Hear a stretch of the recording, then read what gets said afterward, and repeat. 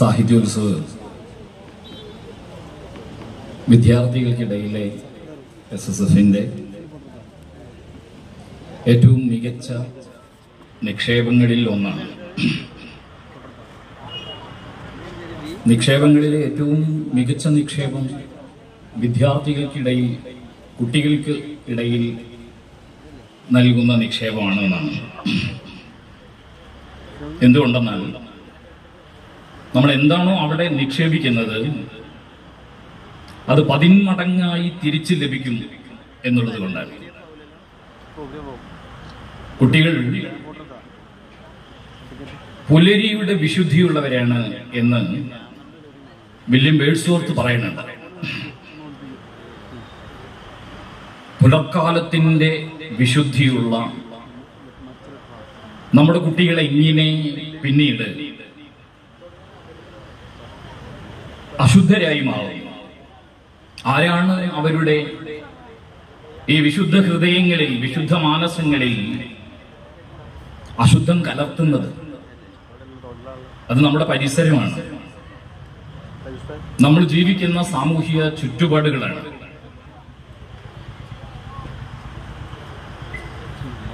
നമ്മുടെ വിദ്യാർത്ഥികളിൽ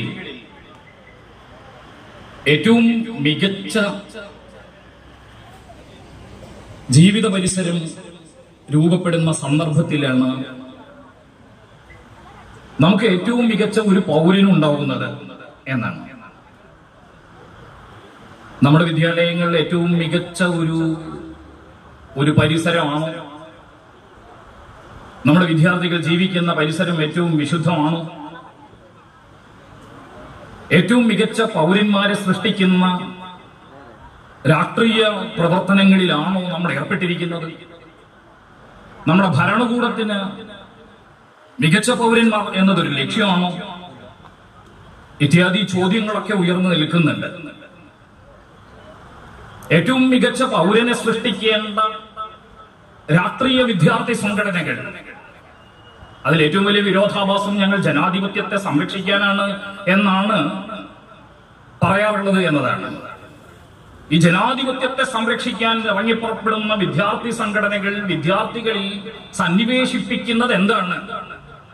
അവിടെയാണ് ഞാൻ SSFനെ ഒരു തിരുത്തായി അവതരിപ്പിക്കാൻ വേണ്ടി ശ്രമിക്കുന്നത്.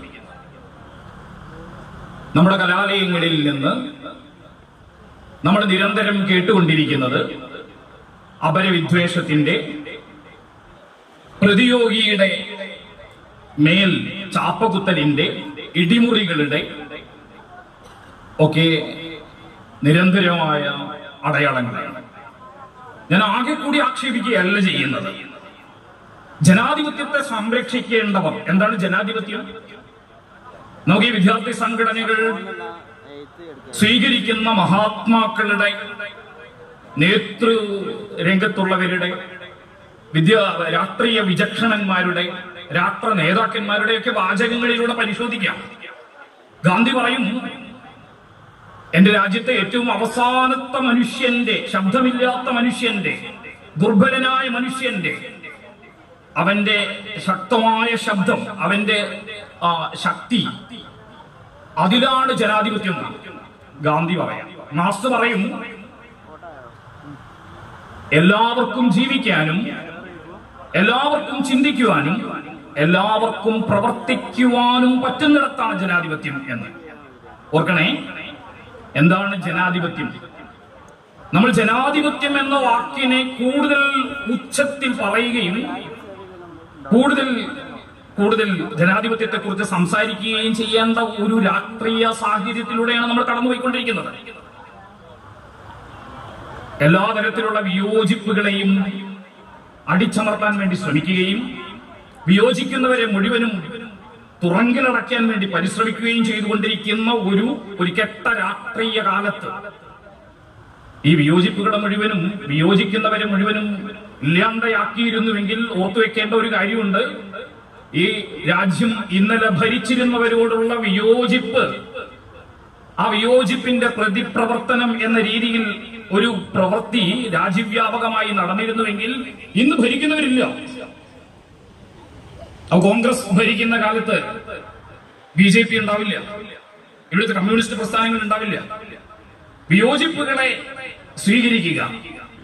ക്യാമ്പസുകളിൽ നിന്ന് നമ്മൾ പഠിക്കേണ്ടത് അതാണ്.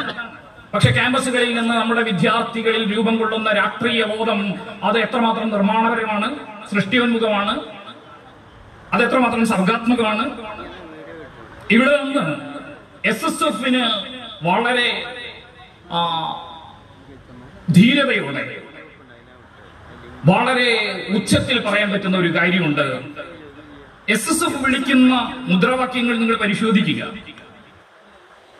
അവകാശങ്ങൾക്ക് വേണ്ടി സമരം നടത്തണം എന്ന് SSF അതിന്റെ പ്രാരംഭ ദശയിൽ തന്നെ അതിന്റെ ഭരണഘടനയിൽ എഴുതി ചേർക്കുന്നുണ്ട്. പക്ഷെ അതോടൊപ്പം ഒന്നുകൂടി ചേർക്കുന്നുണ്ട്, ആ സമരങ്ങളൊന്നും ആഭാസമാവരുത് എന്ന്.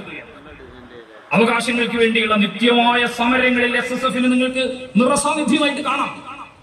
പക്ഷെ SSFന്റെ വിപ്ലവം എന്ന് പറയുന്നത്, ആ വിപ്ലവം എന്ന വാക്കിൽ തന്നെ ഒരു പരിപരിപ്പുണ്ട്. വിപ്ലവം എന്ന് കേൾക്കുമ്പോഴേക്കും നമുക്ക് ആ വാക്കിന്റെ അർത്ഥം നിന്ന് തന്നെ തേറ്റ, ആ വാക്കിന് തന്നെ ഒരു കൊമ്പ് നമുക്ക് കാണാൻ കഴിയും. അതിന്റെ ഒരു കാരണം എല്ലാ വിപ്ലവങ്ങളുടെ പിന്നാമ്പുറത്തേക്ക് നമ്മൾ പരിശോധിച്ചാലും അതെല്ലാം വ്യവസ്ഥിതിയെ ഇങ്ങനെ അട്ടിമറിക്കാൻ വേണ്ടിയുള്ളതാണ്, വ്യവസ്ഥിതിയെ പുതുക്കിപ്പണിയാൻ വേണ്ടിയുള്ളതാണ്.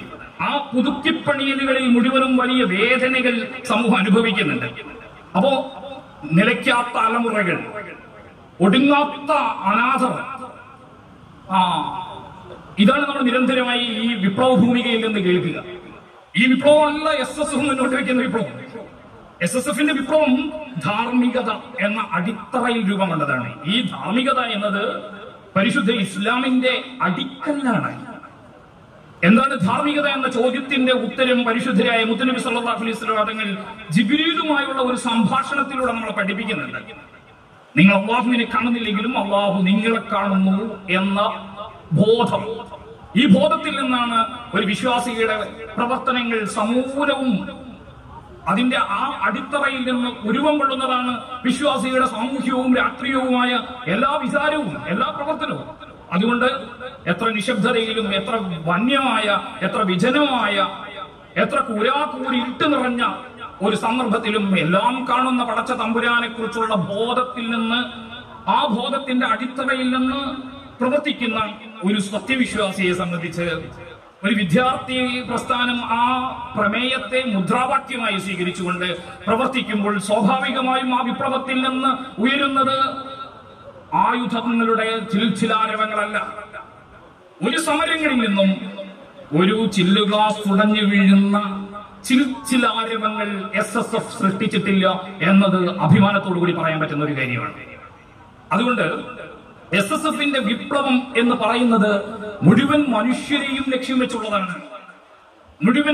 മുഴുവൻ ഈ പരിസരത്തെയും പ്രകൃതിയെയും നമ്മുടെ ഈ നിലനിൽക്കുന്ന ജീവിത സാഹചര്യങ്ങളെ അതിനെ ഏറ്റവും മികച്ചതാക്കി മാറ്റാൻ വേണ്ടിയുള്ള പരിശ്രമത്തിന്റെ പേരാണ് വിപ്ലവം എന്ന് പറയുന്നത്.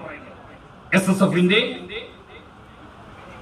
ഈ സമൂഹത്തിൽ, വിദ്യാർത്ഥി സമൂഹത്തിൽ നിർമ്മിച്ചുകൊണ്ടിരിക്കുന്നത് ഈ വിശാലമായ ഒരു രാഷ്ട്രീയ ബോധമാണ്. ആ വിശാലമായ രാഷ്ട്രീയ ബോധത്തിൽ നിന്നാണ് SSFന് സാഹിത്യോത്സവം എന്ന് പറയുന്ന ഒരു ആശയം ഉണ്ടായി വരുന്നത്. മറ്റേത് തരം കലാസാഹിത്യ പ്രവർത്തനങ്ങളെയും നമ്മൾ എടുത്ത് പരിശോധിക്കുമ്പോൾ SSFന്റെ സാഹിത്യോത്സവം വേറിട്ട് നിൽക്കുന്നു, തീർത്തും വേറിട്ട് നിൽക്കുന്നു. 31 വർഷങ്ങൾക്ക് മുമ്പ് ഇതുപോലൊരു ഒരു കാഴ്ചപ്പാടോടുകൂടി ഒരു കലാസാഹിത്യ സംഗമം സംഘടിപ്പിക്കണം എന്ന ഒരു ഉദ്ദേശം അന്ന് രൂപപ്പെട്ടിട്ടുണ്ടെങ്കിൽ അതിന്റെ പിന്നിൽ വളരെ കൃത്യമായ ലക്ഷ്യങ്ങളുണ്ട്. ആ ലക്ഷ്യം അതിന്റെ അടിസ്ഥാനപരമായ മുദ്രാവാക്യവുമായി ചേർന്ന് നിൽക്കുന്നതാണ്. ഈ വിദ്യാർത്ഥികളിൽ അവർ പഠിക്കുന്നതോടൊപ്പം പ്രയോഗിച്ചും പരിശീലിക്കേണ്ടതുണ്ട്, പ്രയോഗിച്ചും പഠിക്കേണ്ടതുണ്ട്. പഠനകാലത്ത് തന്നെ വിദ്യാർത്ഥികളിൽ രൂപം കൊള്ളേണ്ട സാമൂഹ്യവും രാഷ്ട്രീയവുമായ ബോധം, അവരെന്തിനു വേണ്ടി ജീവിക്കുന്നു എന്നതിനെ കുറിച്ചുള്ള ഏറ്റവും പ്രധാനപ്പെട്ട ലക്ഷ്യബോധം, അത് കലയ്ക്കും സാഹിത്യത്തിനും പ്രധാനമാണ്. കലാകാരന്റെ, സാഹിത്യകാരന്റെ ലക്ഷ്യബോധം എന്താണ്, കലയുടെ സാഹിത്യത്തിന്റെ താല്പര്യം, ഇത് തിരിച്ചറിയുമ്പോഴാണ് എന്റെ മുമ്പിലിരിക്കുന്ന ഈ സർഗപ്രതിഭകൾ അവരുടെ സിദ്ധികളെ ഏറ്റവും ശരിയായ രീതിയിൽ പ്രയോഗിക്കുന്നവരായി മാറും. ഞാൻ അടിവരയിടുന്നു, ഇവിടെ ഈ മത്സരങ്ങളിൽ പങ്കെടുത്ത പ്രതിഭകൾ അവർക്ക് വലിയൊരു ദൗത്യം നിർവഹിക്കാനുണ്ട്. നിങ്ങളുടെ ഈ സിദ്ധികൾ അത് പടച്ച തമ്പുരാന്റെ വരദാനമാണ്. ഇതെന്തിനു വേണ്ടി പ്രയോഗിക്കണം എന്നത് അത് വളരെ പ്രധാനമായി വരും. നിങ്ങളുടെ മുമ്പിൽ മറ്റേത് തരത്തിലുള്ള നിങ്ങളുടെ സമ്പത്തും അത് ഏത് തരത്തിലുള്ള സമ്പത്തും ആവാം. ശാരീരികം, കായബലം, നിങ്ങളുടെ ചിന്താപരം, നിങ്ങളുടെ സർഗപരം, ഈ ഏത് തരത്തിലുള്ള നിങ്ങളുടെ സിദ്ധികളും നിങ്ങളുടെ സമ്പന്നതയെയും നിങ്ങൾ നാളെ അല്ലാഹുവിന്റെ മുമ്പിൽ ബോധ്യപ്പെടുത്തേണ്ടി വരും എന്ന ബോധ്യത്തിൽ നിന്നുകൊണ്ട് വേണം നമ്മൾ മുന്നോട്ട് പോകാൻ. അതുകൊണ്ട് കലാസാഹിത്യ പ്രവർത്തനം എന്ന് പറയുന്നത് കേവലം ഒരു വിനോദമല്ല. നമ്മളെ സംബന്ധിച്ച് അതൊരു ആസ്വാദന വേദി ആയിട്ടല്ല നമ്മൾ ഇതിനെ കാണുന്നത്. ഏറ്റവും സൃഷ്ടിയോന്മുഖമായ നിർമ്മാണപരമായ ഒരു പ്രവൃത്തിയായി നമ്മൾ കലാസാഹിത്യ പ്രവർത്തനത്തെ കാണുന്നു. മേരിശ്ശേരി പറയുന്നുണ്ട്, നിലനിൽക്കുന്ന നമ്മൾ അനുഭവിക്കുന്ന ഈ ലോകത്ത് നിന്ന് ഏറ്റവും മികച്ച മറ്റൊരു ലോകത്തേക്ക് നിങ്ങളെ സഞ്ചരിക്കാൻ, നിങ്ങളെ പറക്കാൻ, നിങ്ങൾക്കുള്ള ചിറകുകൾ തുന്നിത്തരികയാണ് ഒരു എഴുത്തുകാരൻ ചെയ്യുന്നത് എന്ന്. എഴുത്തുകാരന്റെ ധർമ്മം എന്താണ്? നമ്മൾ അനുഭവിച്ചു കൊണ്ടിരിക്കുന്ന വ്യത്യസ്ത തരം സാമൂഹ്യമായ അസമത്വങ്ങൾ, അനീതികൾ, അധർമ്മങ്ങൾ, ഇതെല്ലാം നോക്കിക്കാണാൻ നമുക്ക് കഴിയേണ്ടതുണ്ട്. ടാഗോർ എഴുത്തുകാരനെ, കലാകാരനെ ഒരു മരവുമായിട്ടാണ് ഇങ്ങനെ സമീകരിക്കുന്നത്. ഫലം കായ്ക്കുന്ന ഒരു മരം പോലെയാണ് എന്നാണ് ടാഗോർ പറയുന്നത്. എപ്പോഴാണ് ഒരു മരം അത് നമുക്ക് ഫലം നൽകുക? അതിന്റെ വേര് ആകാശത്തേക്ക് ഉയർത്തിപ്പിടിച്ചിരിക്കുന്ന 1000 ഇലതലങ്ങൾ, ഈ മണ്ണാടങ്ങൾ അളക്കുന്ന ഇതിന്റെ വേരിലൂടെ അത് വലിച്ചെടുക്കുന്ന വെള്ളവും വളവും പ്രതീക്ഷയോടെ ആകാശത്തേക്ക് ഉയർത്തി വെച്ചിരിക്കുന്ന ഈ ഇലകളിലൂടെ അത് സ്വീകരിക്കുന്ന സൂര്യപ്രകാശം പിന്നെ എവിടെയോ വെച്ച് സ്വാംശീകരിക്കപ്പെട്ട് അത് ഫലം നൽകിക്കൊണ്ടിരിക്കുന്നു. നമ്മൾ പഠിക്കണം.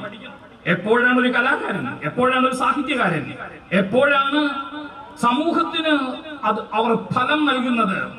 മണ്ണും മനുഷ്യനുമായി ചേർന്ന് നിൽക്കുമ്പോഴാണ്. മനുഷ്യരെ കാണാതിരിക്കുന്ന ഒരു കലാകാരനിൽ നിന്ന് നമ്മൾ പ്രത്യേകിച്ചൊന്നും നമ്മൾ പ്രതീക്ഷിക്കേണ്ടതില്ല. നമ്മുടെ വീട്ടിലെ ചെടിച്ചട്ടിയിൽ നമ്മൾ വളർത്തുന്ന ചില അലങ്കാര വൃക്ഷങ്ങളുണ്ട്. ഈ അലങ്കാര വൃക്ഷങ്ങൾ നമുക്ക് വെറും ഒരു കാഴ്ച സുഖം മാത്രമേ നൽകൂ. അതിന് മണ്ണാഴങ്ങൾ അളക്കുന്ന വേരുകൾ, അതിന്റെ സഞ്ചാരപഥത്തിന് നമ്മൾ വിഘ്നം സൃഷ്ടിച്ചിരിക്കുന്നു. വേണ്ടത്ര വെള്ളവും വളവും നൽകാതെ പ്രതീക്ഷകൾ നഷ്ടപ്പെട്ട ഒരു സമൂഹത്തിന് ഒരു സമൂഹത്തിന് തിരിച്ചൊന്നും നൽകാൻ കഴിയില്ല.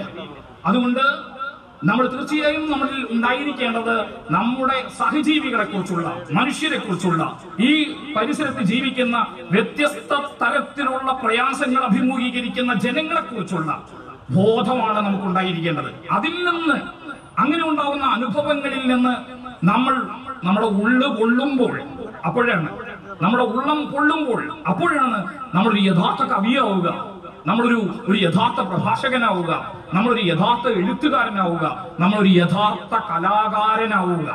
അങ്ങനെ വരുമ്പോ നമ്മൾ പാടുന്ന പാട്ട് അത് ഇങ്ങനെ ഇക്കിളിപ്പെടുത്തുന്ന പാട്ടുകളാവില്ല.